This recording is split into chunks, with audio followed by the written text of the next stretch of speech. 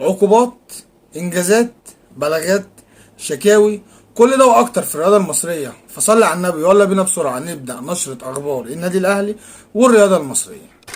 النادي الاهلي يجدد تعاقده مع ايهاب امين لاعب فريق كرة السلة لمدة 3 مواسم. قناة النادي الاهلي وقناة النهار يقدموا شكوى ضد حسين لبيب رئيس مجلس ادارة نادي الزمالك للمجلس الاعلى للاعلام. احمد السيد زيزو يتقدم بشكوى للمحكمة الرياضية ضد نادي الزمالك بسبب مستحقاته المالية لدى نادي الزمالك والتي وصلت الى مبلغ 82 مليون جنيه. وكذلك يتقدم ببلاغ ضد مجلس إدارة الزمالك وقبهات المدرج الزملكاوي للنائب العام. ونادي الزمالك يرد على شكوى زيزو أن اللاعب مديون للنادي بنحو 20 مليون جنيه، وذلك قيمة نسبة النادي من إعلانات شارك فيها اللاعب أثناء تواجده مع الفريق، وأن مبلغ ال 82 مليون تم خصمه من اللاعب على أثر تغيبه من الميران. النادي الاهلي ابلغ احمد السيد زيزو بضروره التواصل مع والده لمنع التصريحات والتواصل مع الاعلام نهائيا، وان مثل تلك الامور لن يسمح بها النادي الاهلي. نادي شتوتجارت الالماني يستفسر من النادي الاهلي عن مطالبه الماليه للتعاقد مع موهبه الاهلي بلال عطيه،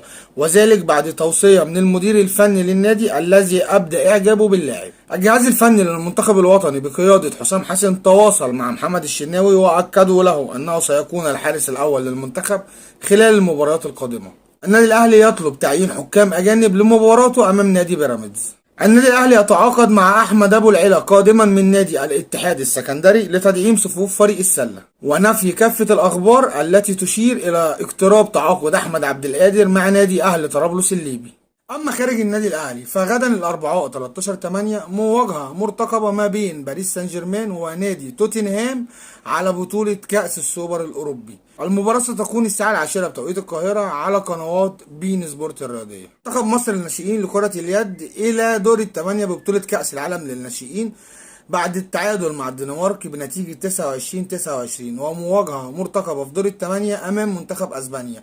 المباراة ستكون يوم الخميس الساعة 7:30 بتوقيت القاهرة. ورسميا تم الإعلان عن معسكر منتخب مصر للمحليين بقيادة حلمي طولان خلال شهر 9 القادم، وهناك مباراتين وديتين أمام منتخب تونس، مباراة يوم 6/9 الساعة 8 ومباراة يوم 9/9 الساعة 9:30، والمباراتين على ملعب استاد الإسماعيلية. الكاف يستبعد استاد برج العرب من البطولات الأفريقية على أن تكون الملاعب المعتمدة كالتالي: استاد القاهرة الدولي، استاد الدفاع الجوي، استاد السويس الجديد، واستاد هيئة قناة السويس، واستاد السلام.